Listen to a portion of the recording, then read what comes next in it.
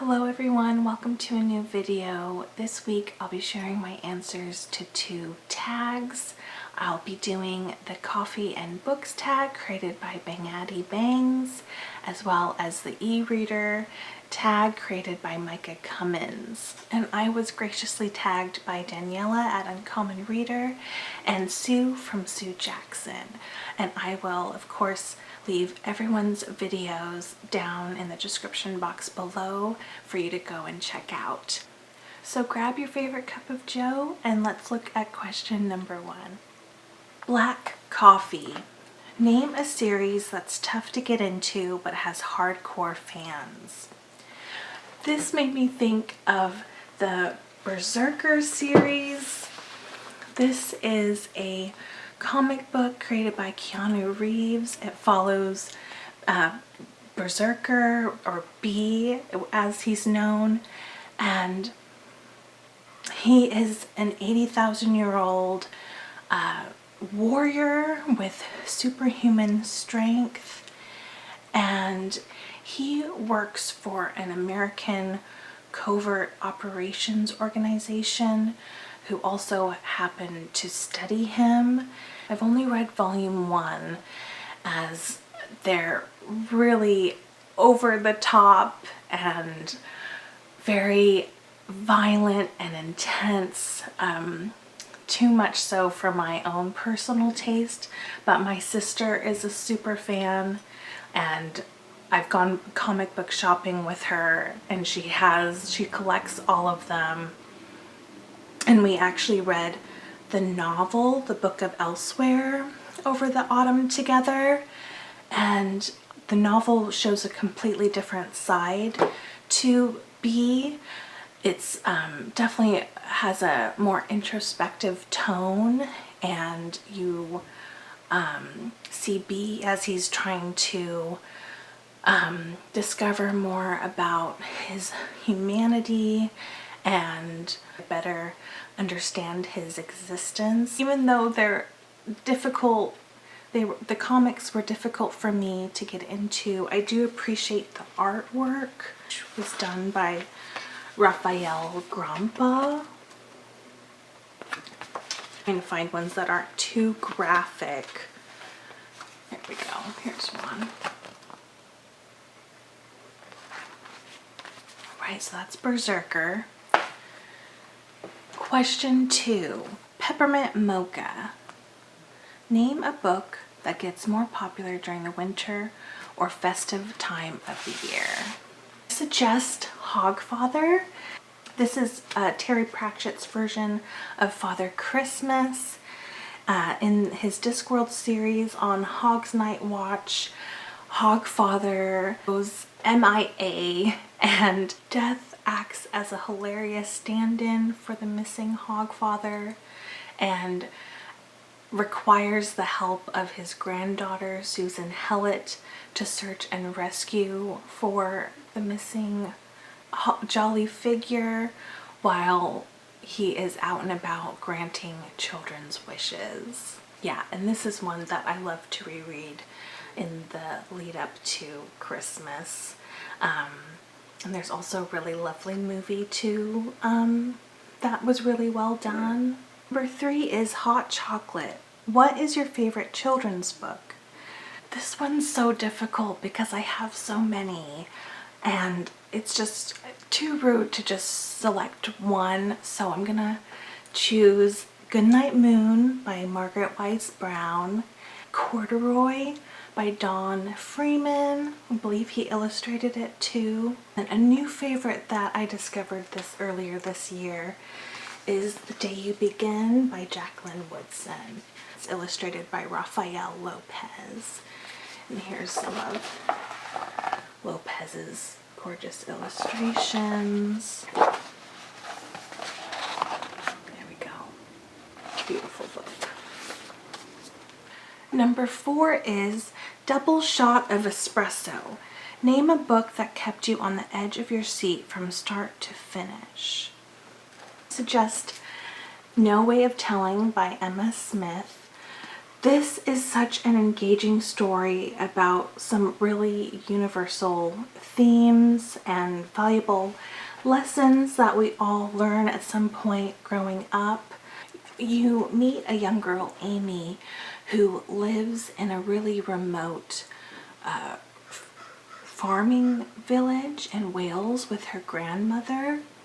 And it opens with her getting excused from school early because a winter storm is about to hit their village. And Granny and Amy's lives change when the blizzard hits. Emma Smith was just such a brilliant writer. She really captures the disorientation and the fear that such a blizzard can bring, and her writing is really nuanced, and she superbly creates mystery and tension, which builds throughout the story, and definitely kept me on the edge of my seat. Number 5 is Starbucks. Name a book you see everywhere. When I visited family not that long ago, they took me to a couple bookstores that we'd never been to before, and while browsing I saw many beautiful editions of Frankenstein. Here is my edition. Yeah, Harper Muse Classics published these painted book cover series, and yeah, they're really beautiful books, and the front image is scattered throughout the book, and there's quotes that go along with the image. But yeah, I think it was just being heavily promoted because of the new Guillermo del Toro film, and my family's book club, we read the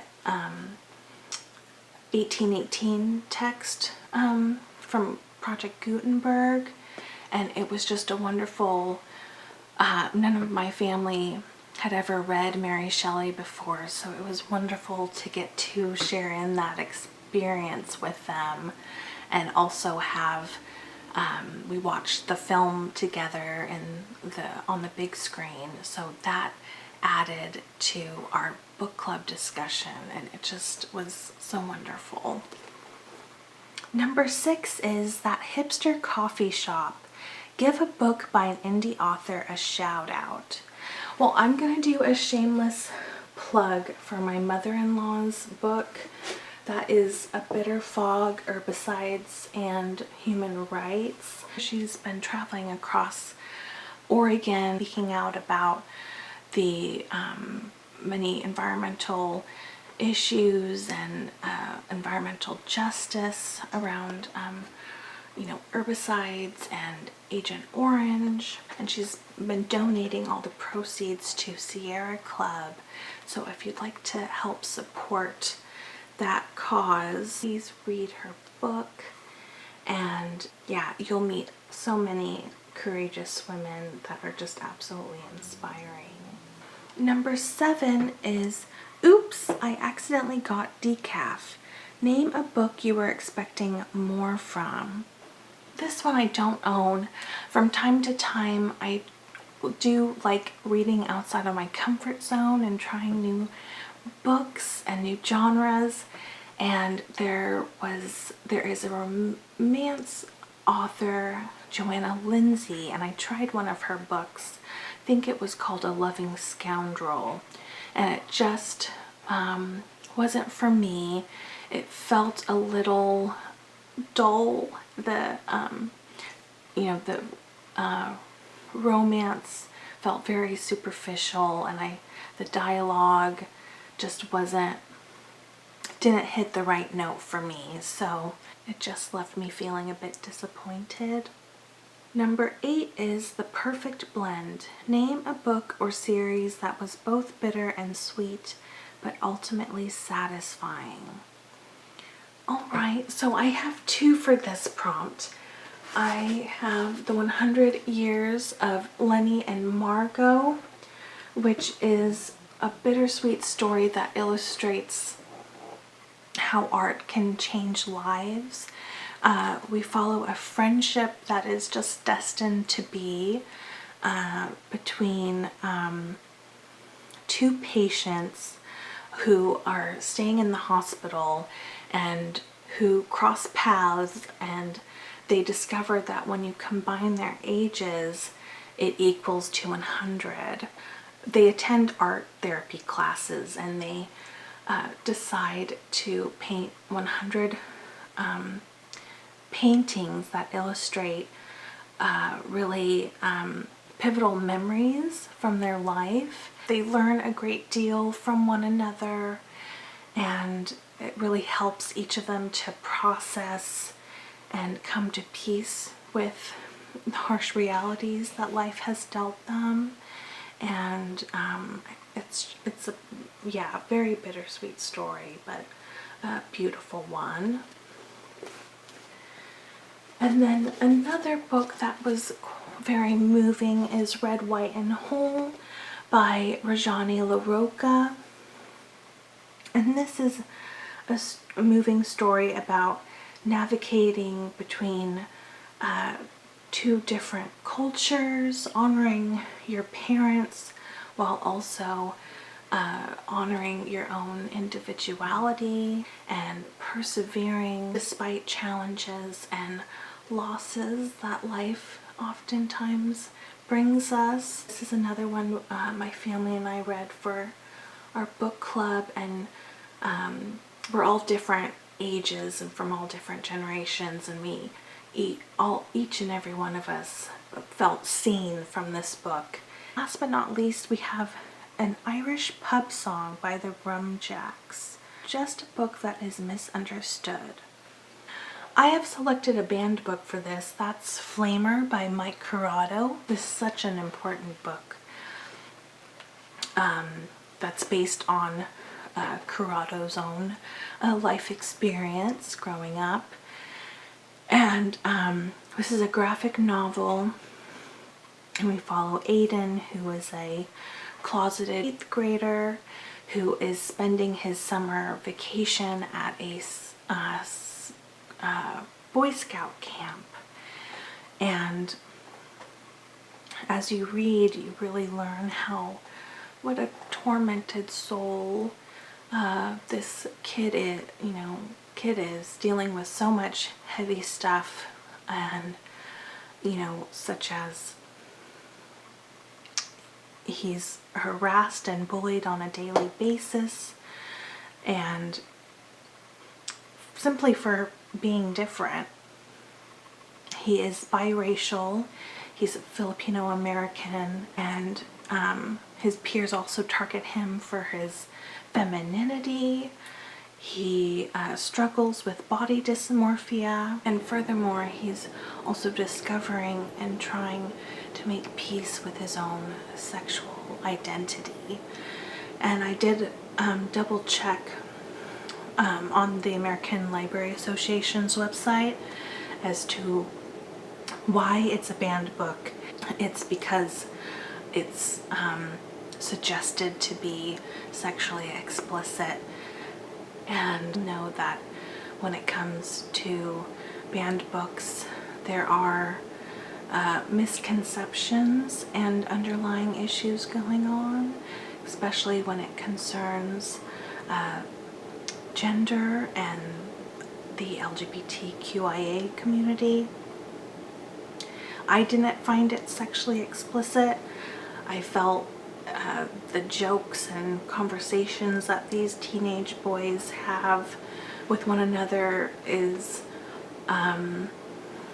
realistic in the vulgarity and misogyny, and of course there's references to the fantasization of sex and masturbation, and I feel like that is more about curiosity than actual intercourse that I feel was realistic for this age group.